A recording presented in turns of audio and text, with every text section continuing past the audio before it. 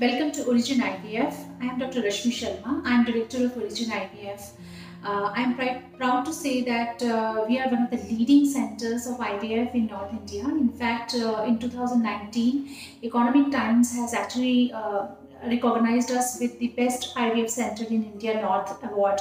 And not only that, we have also been awarded with the most integrated team in IVF in India North region, and also with the best IVF Specialist Hall of Fame in India in the North region. So now coming to the today's topic of video, which is how do you choose an IVF center. So it's a very important decision. There are so many IVF center, and this is a decision which you need to take with a lot of thoughts, and this decision should not be taken in a hurry or in a whiff, because this is something which is going to impact your success rate. So I would say that how do you choose an IVF center? You should think about four things. One is very important thing is how is the team. Second is how is the infrastructure of that center. Third is how transparent they are in their approach. And fourth is what is the success rate of that center or that IVF clinic. Okay, so I will speak about these four things one by one. So first, coming to the team. Okay, so in an IVF team, there are basically two aspects of an IVF team. One is the medical component, which is the clinical component, which is headed by the medical doctor or a gynecologist, and the second is the embryologist.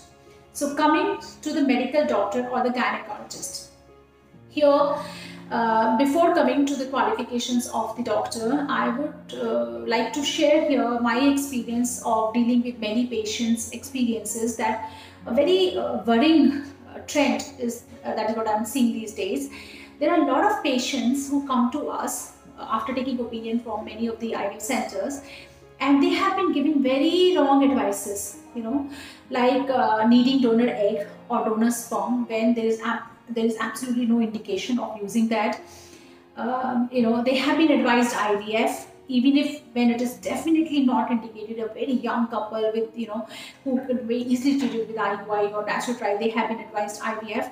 So when we go deep into their history, because I'm surprised that why an MBBS MD doctor or experienced doctor can advise such a wrong thing. So when we go deep into their history, it comes to our knowledge that they have not been counseled by a medical doctor. So there is a very worrying trend of a counselor word or a counseling thing going on in many of the IVF chains, so-called centers or chain, where the patient is being seen and counseled by a counselor who is not even a doctor. Sometimes that person is not even a biology student. So these so-called counselors have been trained by some businessmen just for the purpose of conversion of a patient to IVF. So they are giving all sorts of stupid advices to patients. They don't know ABCD of the case. They don't know what is sperm, what is egg, and they just have been giving some knowledge about the basic process. And their main aim is to convert that patient to IVF treatment. This is what has been going on in many of the, in some of the states. So one of the very important distinction here to make is whether that IVF center is owned by a doctor or medical personnel, educated medical personnel, or is owned by some businessman.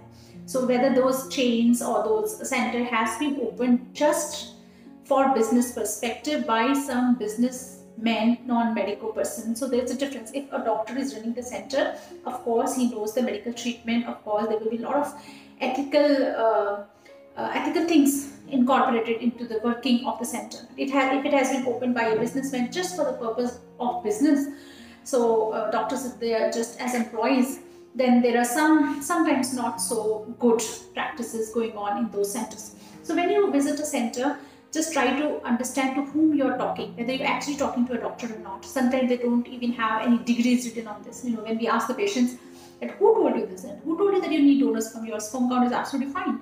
Who told you that you don't need donor egg? Your egg count is absolutely fine.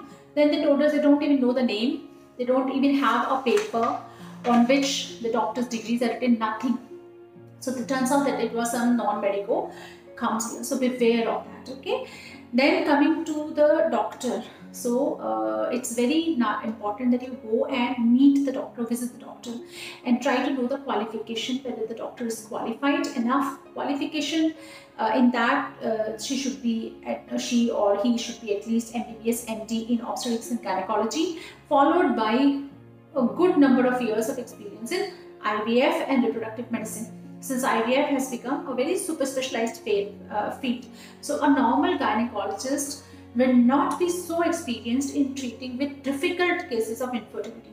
Okay, so there should be somebody who is experienced in reproductive medicine and IVF. Also, not only the qualification is important, the important thing is how is your conversation with the doctor, how is her approach or his approach, whether they are ready to listen to you. So a compassionate, empathetic attitude is what is important. Okay, whether they are hearing you, whether they're sincere in treating you. So you will get a feel, these are vibes that you will get after talking to your doctor. So this is one part of the team. The other part is the embryology team, which is equally important part of an IVF cycle. Okay, so you should be choosing a center who has a full-time embryologist. Okay, so there are centers who are doing batch IVF. Batch IVF meaning they are clubbing the patients together on 3-4 particular days of the month, and an embryologist is visiting from some other city or some other place, and they're doing all their IVFs in one particular time. Okay, so I would say that you should not be choosing such a center, because there will be some compromises somewhere, because all the patients may not be rated on the same particular day, all the patients will not be, so there might be some compromises here. So it's always better to go to a center which have ongoing IVF activity. They are not depending on just certain days of the month, and they have a full-time qualified embryologist who's looking after the embryology lab. So this is about the team. The other things that you want to know about is the infrastructure of the clinic or the center. So in that, one is that you have to see whether you are being offered a very private, nice, welcoming, calming space for the treatment, because infertility treatment sometimes can take very long. There might be multiple visits, and of course patients are really stressed. So you should be very welcoming sort of environment which is giving a positive vibe. Also in the infrastructure, you have to know the laboratory infrastructure, whether they are equipped with all the latest advances of IVF or not, because IVF is a technology based thing. So they should be having all the world-class equipments for IVF, like treatment, like they should be doing blastocyst culture, they should be having good incubators, they should be having facilities for doing ICSI, where you inject one sperm into each egg. They should be having laser machine by which they can do laser assisted hatching or pre-implantation genetic testing, PGT. So you should be inquiring about whether the laboratory is well equipped or not, with a full-time embryologist or not. Okay, so this is about the infrastructure that you should know about before embarking upon your treatment. The third thing that is very important is how transparent they are in their approach, right?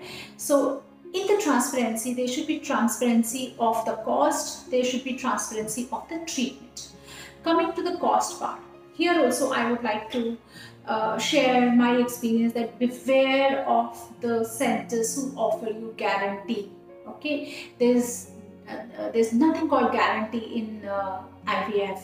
So the science has not reached 100% success rate. So those centers who are offering you guarantee packages, sometimes it's just a ploy or just a kind of marketing strategy. Okay, so if science has not reached guarantee stage, then how can the center claim false 100% success rates? It's not possible. Okay, so beware of those centers.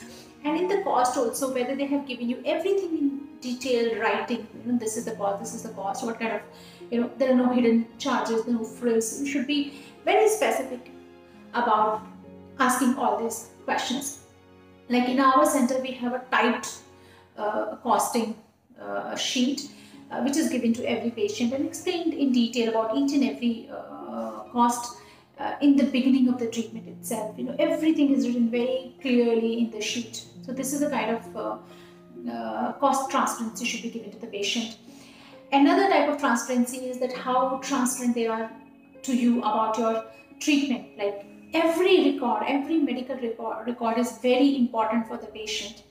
So I'll share some of the experience that we see so many patients of IVF failures, like 3 failures, 3 IVF have been done, 4 IVF have been done at the center, and not a single record is available to them.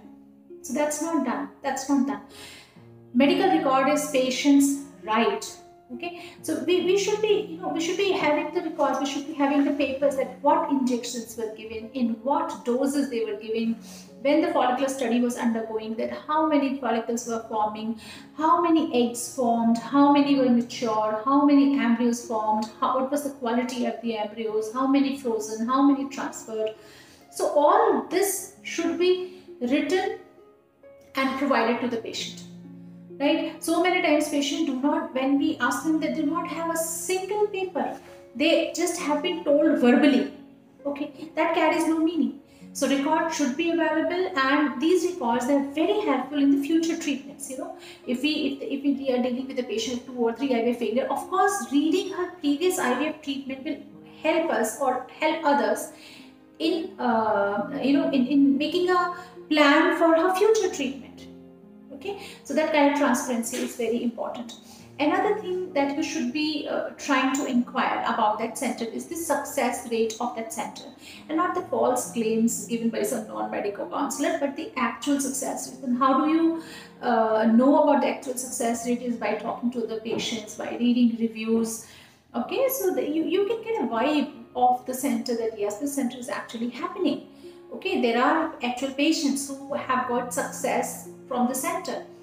Okay, and also they should be telling you your success rate. There should not be false claims. Every patient's success rate is different. There may be a patient who is 41, 42 years old. Of course, her success rate will be lower. There may be a patient who is just 27-year-old. Of course, her success will be higher. Also, there may be patients who are suffering from many illnesses. Their success will be lower. There will be patients who are absolutely healthy but have to undergo IVF because of some other reason like male factor or something. So of course their success will be higher. So the doctor should be able to explain you your individual success rate, not the it should not be a generalized success rate given to you. Okay, so I think these are the important points that you should keep in mind while you're choosing an IVF center, because that is going to make a world of difference in your outcome. I hope this video is helpful to you in choosing the correct center for your treatment. If you have any questions, you can write down in the comment section below and I would be happy to answer those. And if you like the video, you can subscribe to our channel. Thank you so much.